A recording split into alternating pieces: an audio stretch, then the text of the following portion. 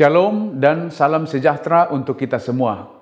Firman kehidupan yang menopang kehidupan dan aktivitas kita pada akhir pekan ini tertulis dalam kitab 1 Tesalonika 5 ayat 15. Perhatikanlah supaya jangan ada orang yang membalas yang jahat dengan yang jahat. Tetapi usahakanlah senantiasa yang baik terhadap kamu masing-masing dan terhadap semua orang. Tema firman kehidupan kita, patuhilah nasihat-nasihat dalam firman Tuhan. Jemaat yang dikasihi oleh Tuhan, bagaimana kabar saudara saat ini? Harapan saya kita semua dalam keadaan baik-baik saja. Dan kiranya kasih setia Tuhan yang senantiasa menyertai kita semua.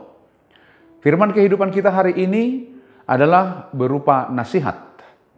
Nasihat biasanya mengingatkan kita agar senantiasa menjalani hidup ini dengan baik dan benar. Kebetulan dalam firman kehidupan kita hari ini, nasihatnya berupa pengajaran agar kita tidak membalas yang jahat dengan yang jahat.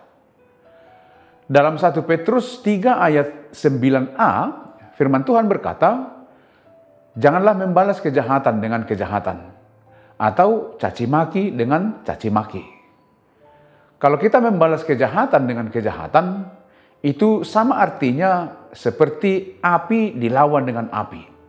Dan dampaknya adalah suasana semakin panas membara, dan itu sangat berbahaya karena dapat membakar dan menghanguskan. Kemenangan sejati adalah ketika kita mampu mengalahkan kejahatan dengan kebaikan.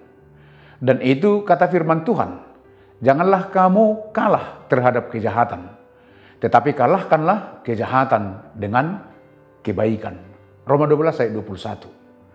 Sebagai pengikut Kristus, apakah kita sadar bahwa Tuhan kita itu tidak mau jikalau kita membalas kejahatan dengan kejahatan? Sebagai pengikut Kristus, kita dipanggil untuk hidup dengan standar yang berbeda dengan pola pikir manusiawi kita.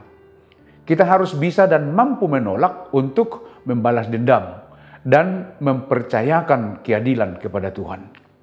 Dengan tidak membalas kejahatan dengan kejahatan dan malah berbuat baik, kita memberikan kesaksian tentang kasih Kristus yang melampaui balas dendam.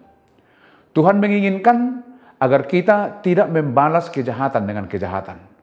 Sebab membalas kejahatan dengan kejahatan adalah tindakan yang tidak sesuai dengan ajaran Tuhan kita.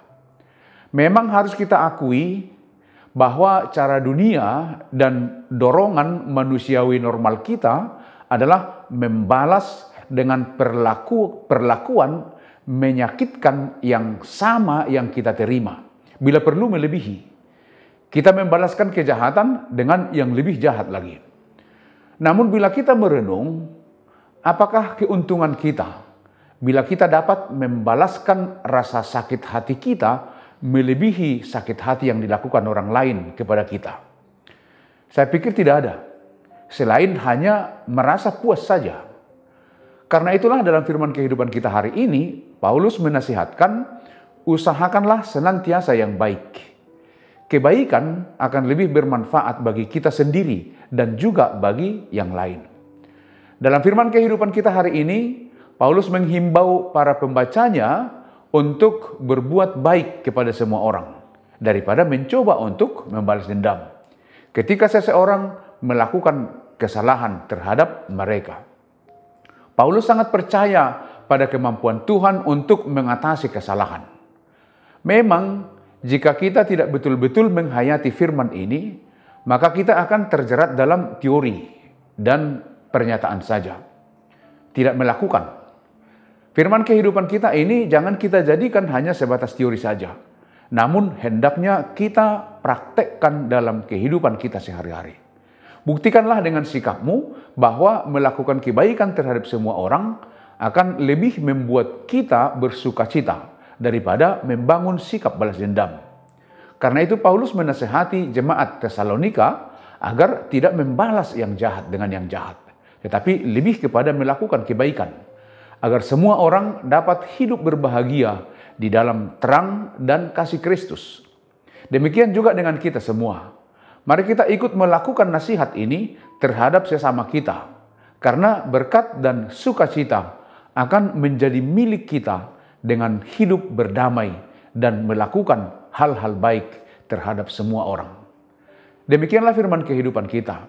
Selamat berakhir pekan, tetap semangat, Tuhan Yesus memberkati kita semua. Amin, mari kita berdoa. Puji syukur, terima kasih Tuhan untuk firman kehidupan hari ini. Biarlah kiranya kami dimampukan untuk melakukan hal-hal baik di dalam bersikap dan terhadap semua orang.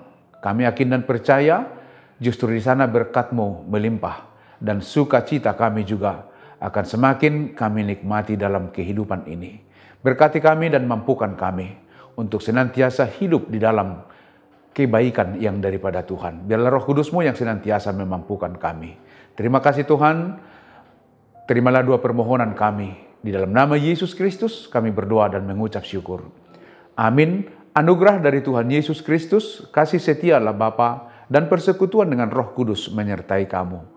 Amin.